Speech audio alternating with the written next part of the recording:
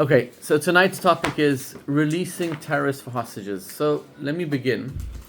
On Monday night this past week, I was in Jerusalem. I was taking my daughter Rosie for dinner. So I picked her up in her Sem in Ramat Shlomo, and I was going to drive her to Ben Yehuda. And on the way, we completely stopped in a standstill. Like when I say stopped, like completely. And Israelis are like, everybody's hooting, you know. So I get out the car and I see there's a massive protest. So I asked the guy next to me, what are they protesting? And he said, they're protesting against the hostage deal, the impending hostage deal. And he said, I don't mind staying here all night, as long as they're protesting for this amazing cause, and we should not release the hostages. This is what the guy behind me says. Meantime, I'm thinking I need to get to the airport. I need you can protest somewhere else. I need to get to the airport. So in the end, what happened was some policemen came and directed everybody to just make a U-turn on the highway, and we all made a U-turn. And I was able to figure out. Dinner I didn't have with her, but I was able to drop her off in a Sem and make it straight to the airport. But the point is, there's protests going on daily, pro, against, and Israeli society. We are divided because, may one endanger other people's lives by exchanging terrorists for hostages? May one endanger the hostages' lives by not exchanging terrorists for hostages? So there's a lot of sides, but what I want to do tonight is I want to go through from the Torah perspective. Torah is eternal. Torah is everlasting. Let's see what the Torah has to say about this topic so we can get some clarity over here tonight. Okay? So first of all, this is not the first time that there's impending deals. There's many, many times in Israeli history. I'll just list some of the times. In 1954, there was a 5-man IDF patrol, was abducted and tortured by the Syrian army. One of the soldiers, Uri, committed suicide. And in captivity, the surviving prisoners of war and Ilan's body returned in exchange for 40 Syrian soldiers. 1956, 1968. In 1970, again, terrorists hijacked a plane filled with Jewish tourists. Some of the more famous ones were in 1979. There were 76 terrorists exchanged for one Israeli soldier, Avraham Amram. I'm going to get to this case in the end of the shiur tonight because it's got specific significance. Right, and then there was a famous in 1985, the Jibril deal, where hundreds of terrorists were released for a couple of Jews. And the most famous one, 2011, right, Gilad Shalit was released for how many terrorists? 1,027. Amongst them was the terrorist Sinwar. By the way, when I was in the Belevachar house this week, I met a Druzi soldier who was the one responsible for killing Sinwar.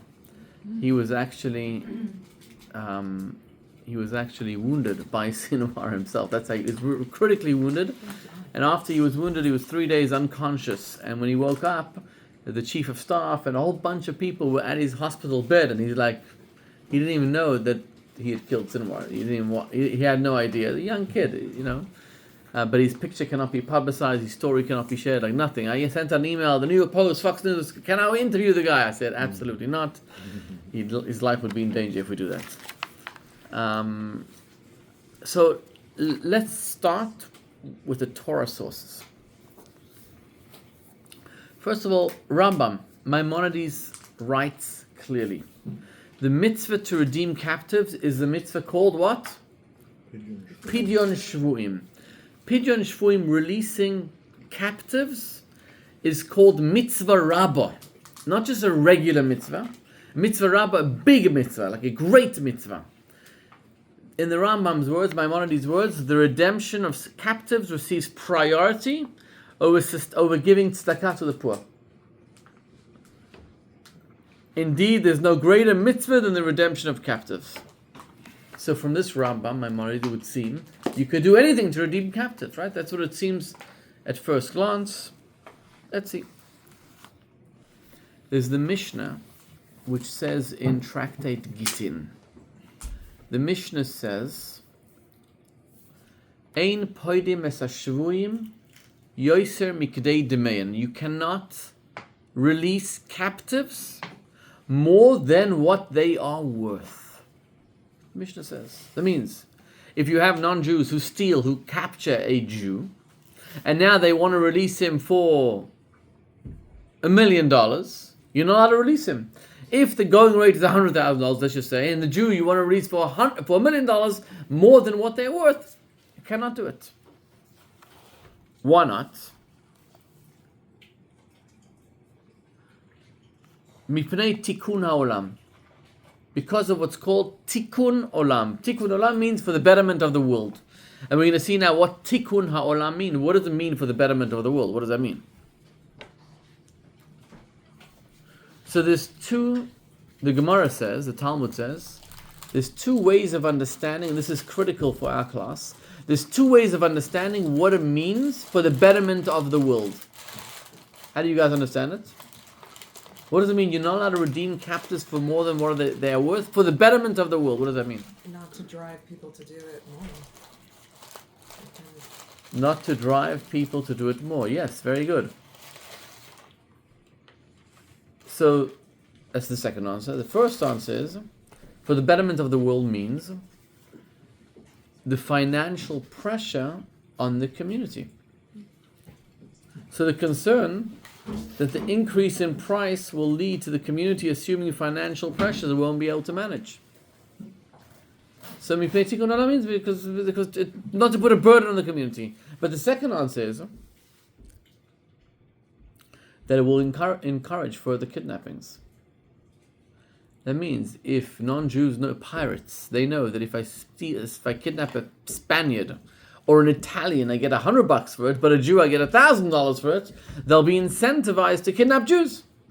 So that's why you're not allowed to redeem captives for more than what they are worth, in order not to encourage further kidnappings. Pretty simple. So do we know anything from this Talmud so far for our case in Israel today? Who decides what they're worth? Who decides what they're worth? That's a good question. Does anyone know the answer to that question? Who decides what the captives are worth? Well, like back in the time when there were slaves, you had like an actual like monetary value, but now with Hamas, obviously, it's not money that they're looking for, so it's a little different. See, that's what Amanda's saying is critical, because the whole Talmud is talking about redeeming captives for money. It was never a situation, which is modern day state of Israel, where they are asking for terrorists in exchange for the captives. And this is critical for understanding this whole scenario. But we have only what the Talmud says and the Mishna and our source, the rabbinic sources, but we'll see soon how we'll try to replicate that to today's scenario. Is there any situation with soldiers for soldiers? Let's see. Talmud Let's see. Not really, but we can infer. But let's see. So first of all, the Talmud gives two explanations what it means mipnei tikkun ha'olam. Right? We learned that you're not allowed to redeem captives for more than what they are worth because of tikkun ha'olam, and we learned two explanations of what it means tikkun ha'olam. One explanation is that not to put a burden on the community. Right? You shouldn't redeem captives for more than what they're worth, not to put a burden on the community. And number two, because we don't want to encourage further kidnappings. Is there a difference between the two reasons? Can you think of a scenario where one reason applies and the other one doesn't?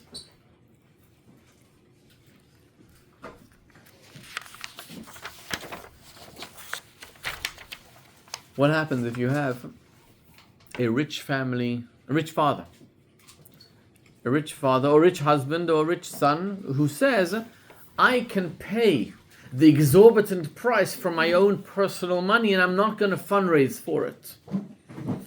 If you're talking about the first reason why you're not allowed to redeem capital, not to put a burden on the community, you're not putting a burden on the community. This guy is rich; he'll pay for it.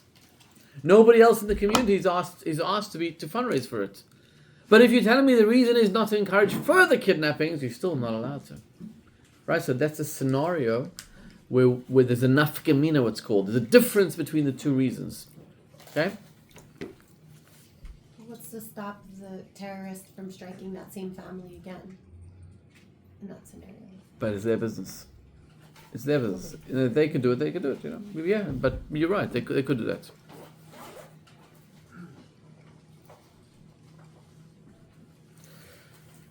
So what's the bottom line? When you have two arguments in the Talmud, two reasons of the Talmud, you have what's called halacha. What's the law? What is the law brought down from this Talmud? The law states as follows.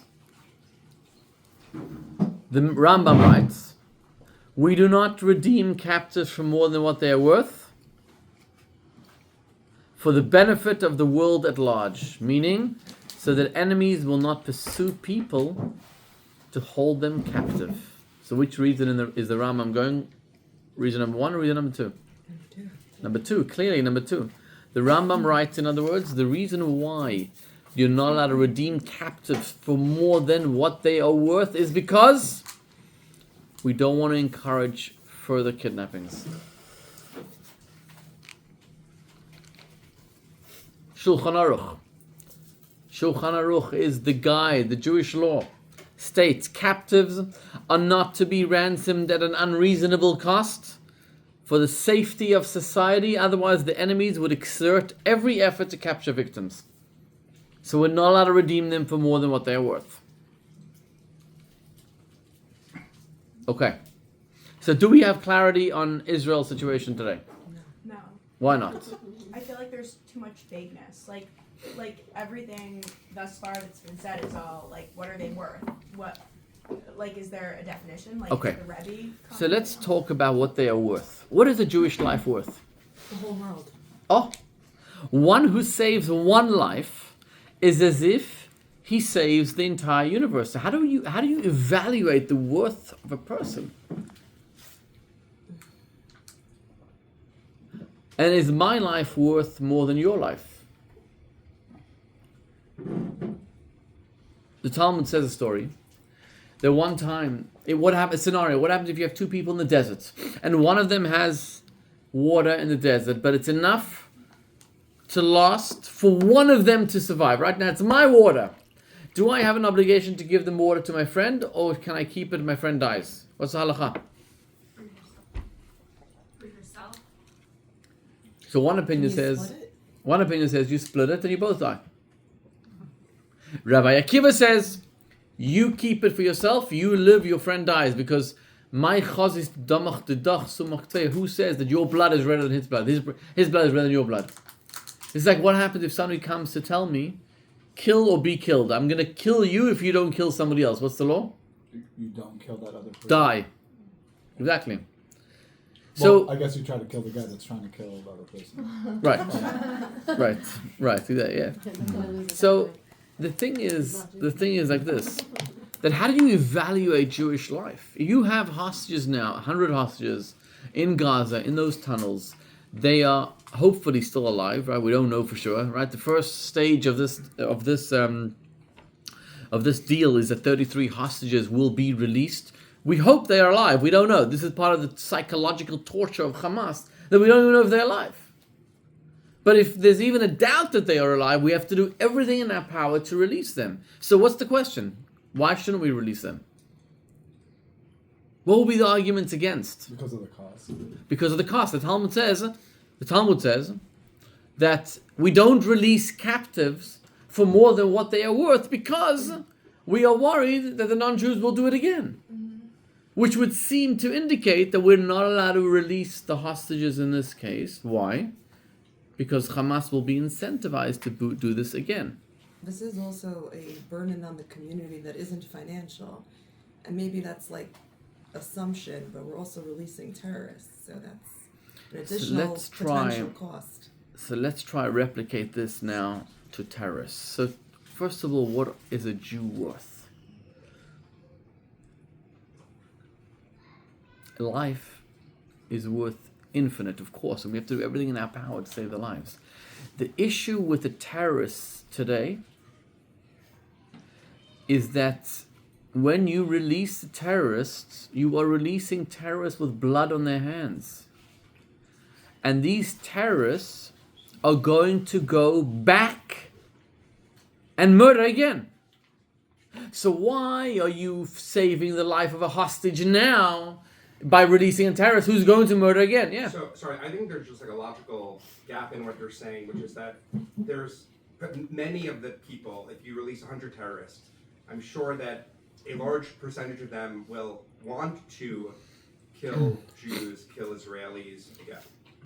That doesn't mean that most of them or all of them will do that. And so there's the question of what ability Israel has to intercept that by, I don't know, having like a security barrier, by having checkpoints. So there's like a big gap there that, and to the extent that this is a numbers calculation, to the extent that you're bringing in this concept of like the value, whether that value of a Jewish life is infinite or whether the value is some other thing relative to like what the community can bear, one can't like just assume that just because many terrorists that have been released have killed Jews or Israelis afterwards, that does not mean that they all will. And if one looks at like the data on the number of people that have been released in past deals, and then the number of those that actually like kill Israelis, I would, from what I've seen, it's like much less than half. But again, I'm not a data expert on this. So to put it in Talmudical words, what you are saying, it says, Bari v'shema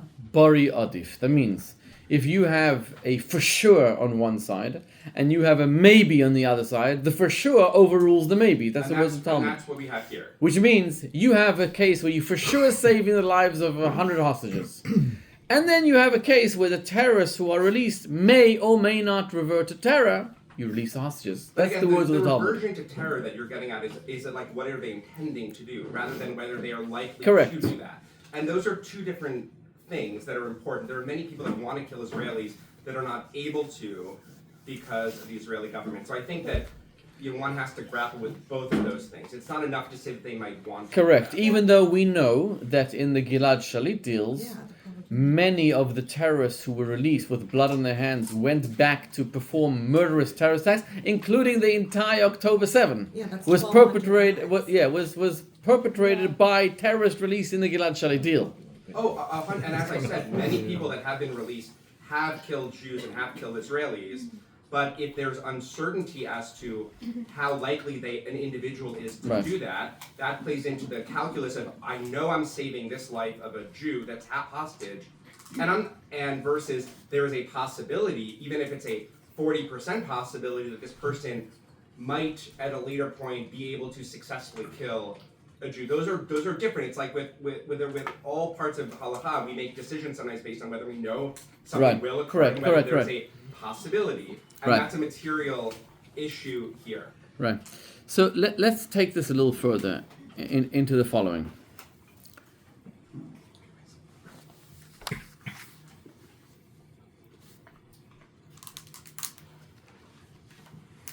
So, from what we learned in the Gemara so far, it would seem that if you have a case where the community was ready to take upon itself a burden of collecting money, or if you have a rich relative, whatever the case is, it would still be forbidden because it would encourage further kidnappings.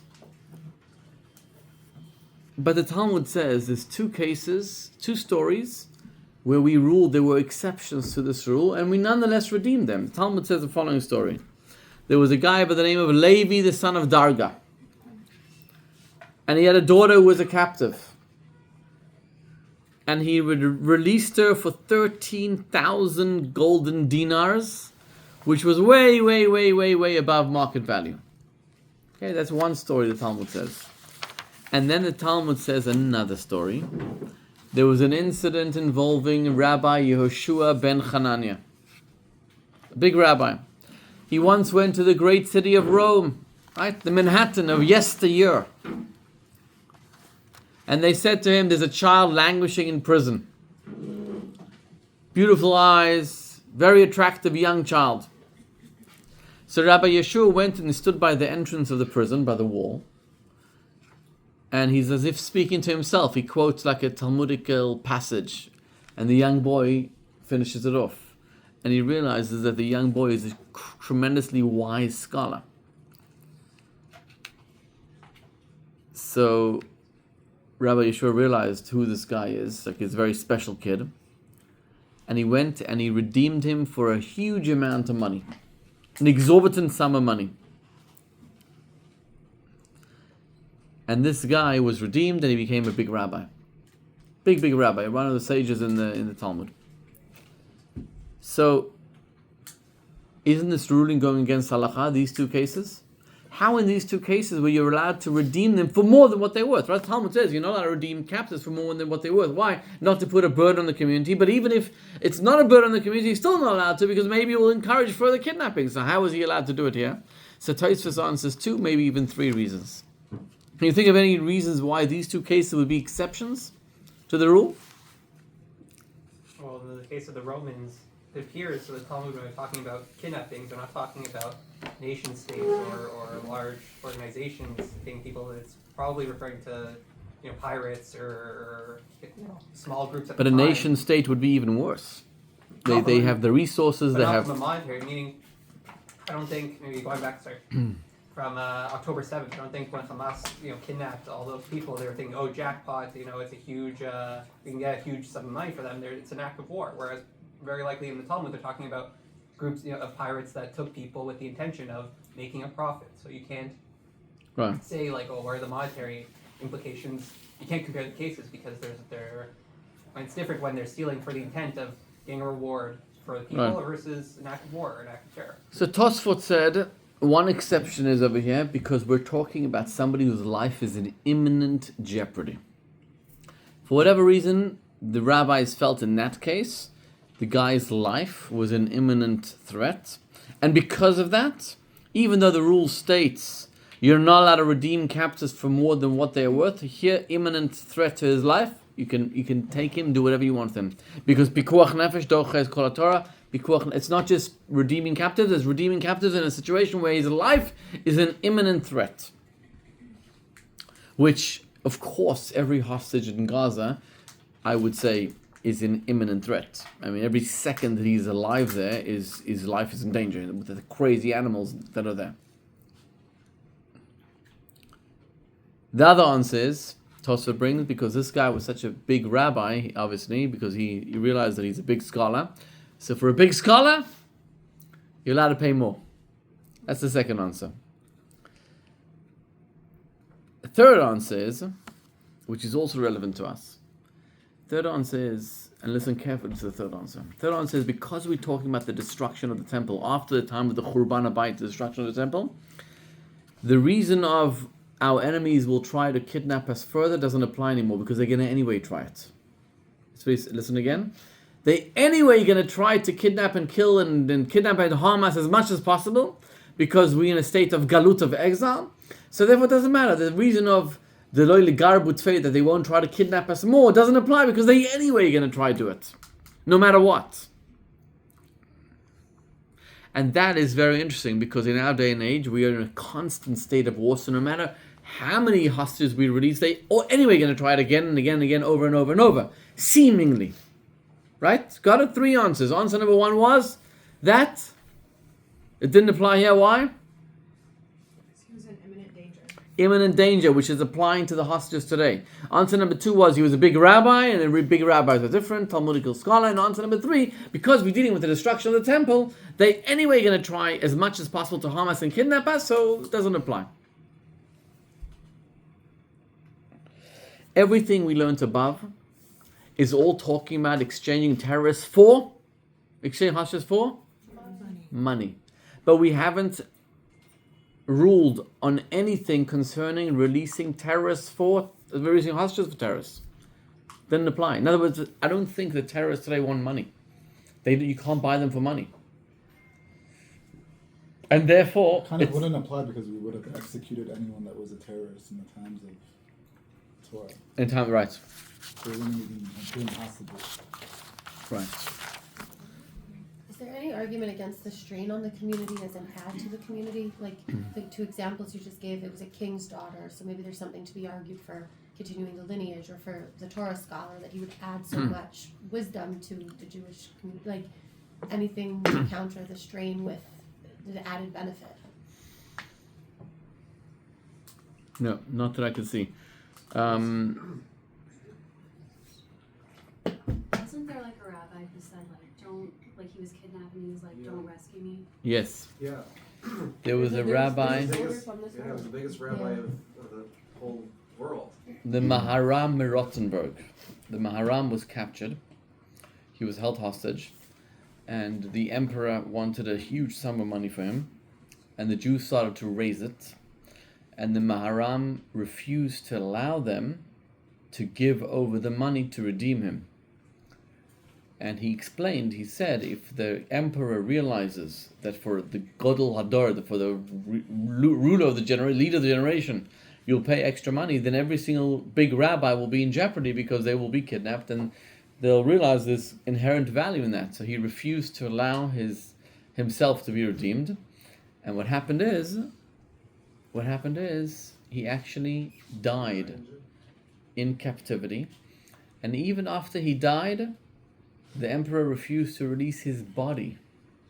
And his body remained years in captivity until there was a Jew who was willing to pay a large amount of money for his body, and they were able to bury him in the Jewish burial. So yeah, again, the same reason. He didn't want them to realize the inherent value in such a big sage, which Jews would pay for it. Until roughly 1979, Israeli policy was that we do not negotiate with terrorists. Simple as that. There was no negotiations. Even in 1972, Munich Olympic Games, there was no negotiations. There was simply no negotiations. There was some American soldiers who were kidnapped in Mogadishu, in Somalia, and the Americans were told, "Oh, you better release so and so for this," and the American generals answered back, "If you do not release him by this and this date, all hell will break loose. We will destroy you. We will eradicate you." And the next day, there was an unconditional release of this capture.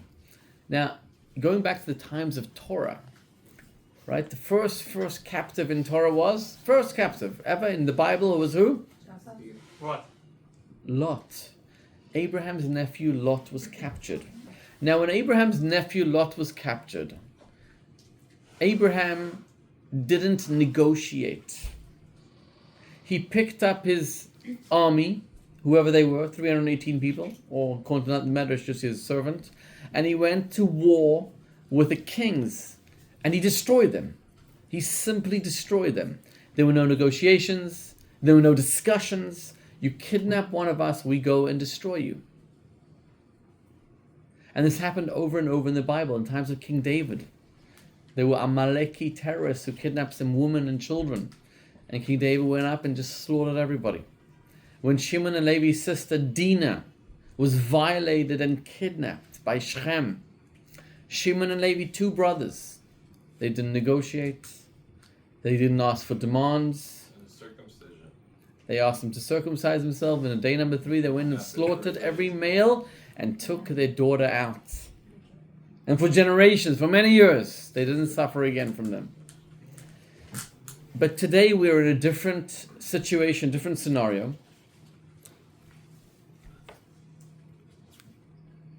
So what do we do?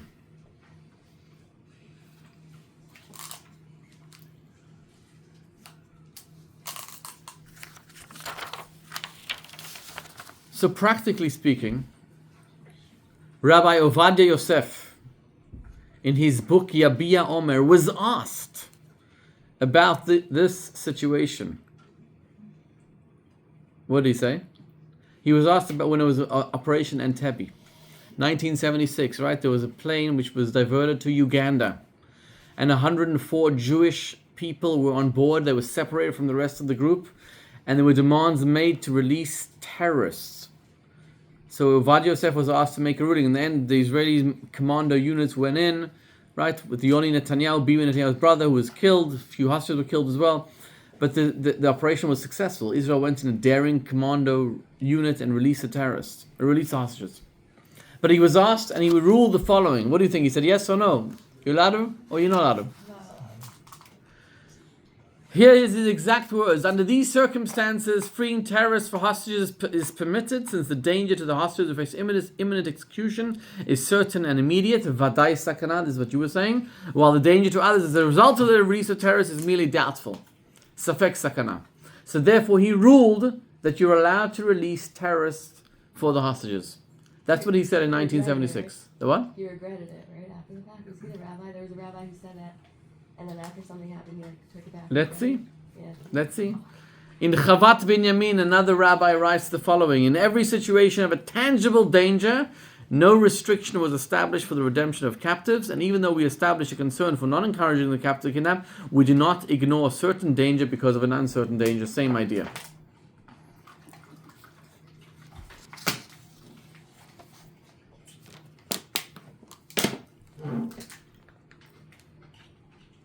There's another rabbi who writes the exact opposite, that it's absolutely forbidden to release terrorists for hostages. Why? Because releasing terrorists is an actual danger. Here's what they write: releasing terrorists is a danger.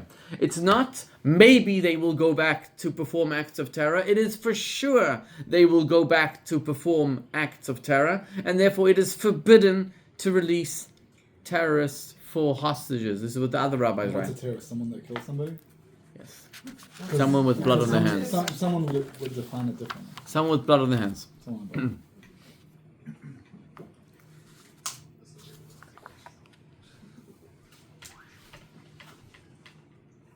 I want to get back now to the Lubavitcher Rebbe's words. In 1979, remember the case I started the class with? There was a Jew by the name of, a soldier by the name of Avram Amran. And there were 1979, there were 70 terrorists released for a single soldier. Here are the Rebbe's words. The Rebbe came out in strong protest. I actually put on the YouTube channel, my YouTube channel today, so you could take a look. The Rebbe's original words. And here's what the Rebbe says should happen. Remember, the Talmud says you don't release a hostage for more than what he is worth.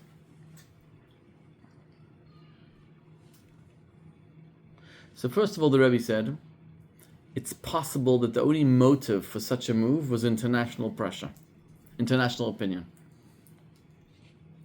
And to talk about national security and to even factor in international opinion is completely wrong. The Rebbe was always adamant, we do not cave in to pressure. So I'll tell you one story which you could see the Rebbe's approach to the world. So in 1979, the same year actually, 1979, the President of the United States was a man by the name of Jimmy Carter. It was the very first Chabad Kanuka public menorah lighting. The menorah lighting, they're done everywhere in the whole universe, took off like a storm. But in 1979, the Chabad rabbi to Washington, D.C. was a man by the name of Rabbi Abraham Shem Tov, who's still alive today and a wonderful, wonderful man. So he convinced President Jimmy Carter to be the one to light the menorah on the white lawn, right? The lawn over there. The whole world was watching, all the cameras, CNN, Fox, whoever was around then, was all watching.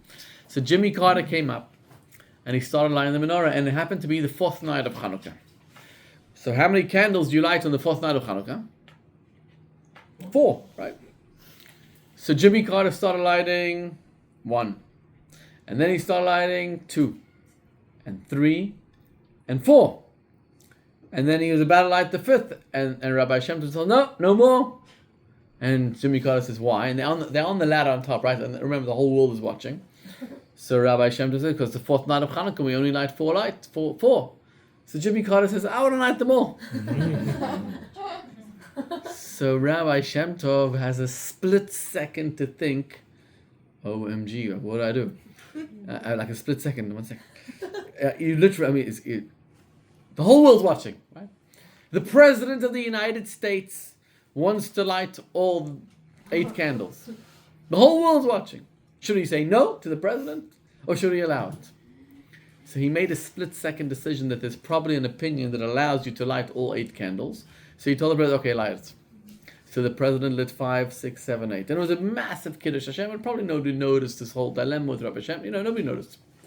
But the next morning, the Lubavitcher Rebbe sent a message by telegram or whatever to Rabbi Shem Tov. And in the message he said, beautiful event, beautiful everything, but from you I expected more. That's what he wrote to. From you I expected more. I don't care.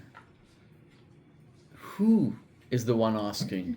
Could be the President of the United States, the most powerful person in the world. But we have our Torah, we have our laws, we do not bend. And you should have buckled up to the pressure. You should have stood strong. From you I expected more. See, the Rebbe was one of the opinion that we do not bow to international pressure when it comes to the security of a Jew, when it comes to the security of the state of Israel. We don't care what the world thinks. We don't care. So here's what the Rebbe said. In his words, even a child understands that pleasing the president in Washington or in Egypt is not a consideration when it comes to national security. And then the Rebbe says, like, what do you get from negotiating with terrorists? You want them to say the word shalom, peace. And then, even when they refuse to say the word shalom, peace, but you make them agree to, okay, we'll start negotiating, you like try everything in your power to appease them because you are desperate. But what for? What are you doing it for? And the Rebbe is screaming in the video, screaming in pain. And then he says like this. Over half of the 70 prisoners released in the 1979 swap were known to be committed terrorists. This in itself poses a threat to national security. And the Rebbe writes, the principal threat was the precedent being set. Because what do the Arabs understand? That for one Jew, you can release 70 times the amount. And until that point, remember I said until about 1979, Israel had the policy of zero negotiations. We do not talk. We do not negotiate with terrorists. There was like a limit.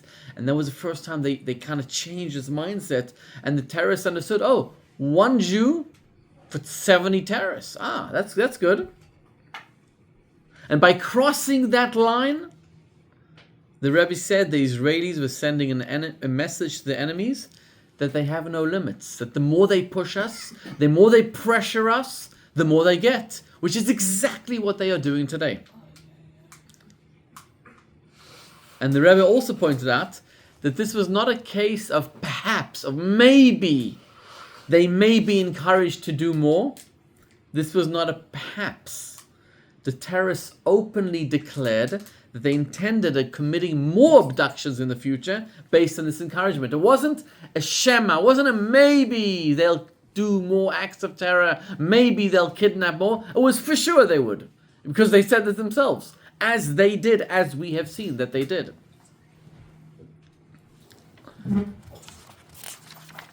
And the Rebbe suggested in a different place that what should you actually do? It wasn't in that sikha, but what should you actually do then with terrorists? How should you resolve the problem?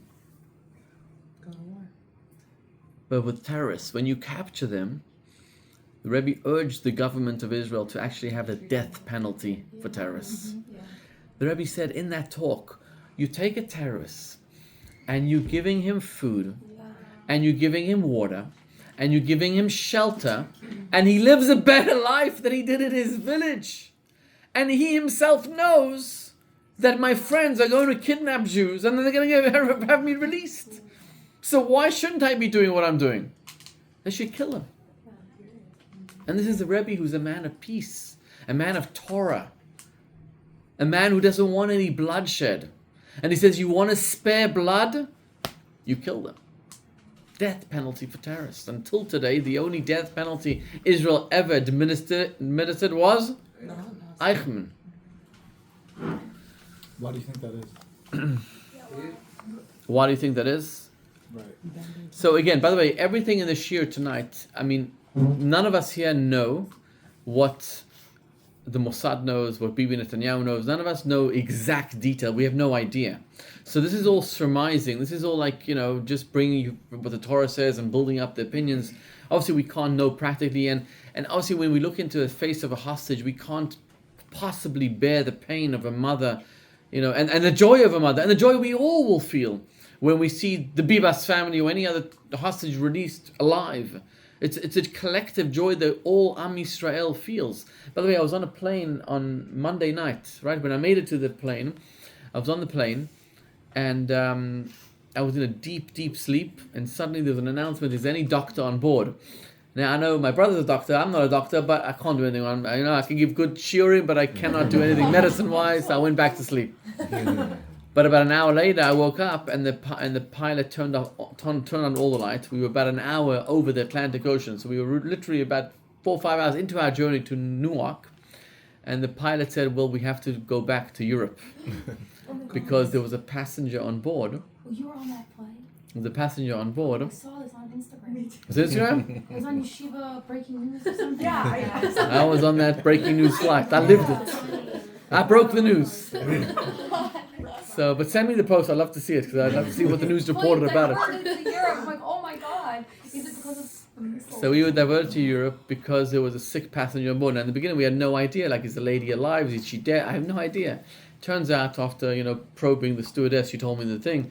There was a passenger that was walking and she fell. She must have fell unconscious. She fell, hurt her head, and she woke up. And when she woke up, the stewardesses, I guess they didn't have a good doctor on board, but they were worried that something was wrong with her, so they made the decision.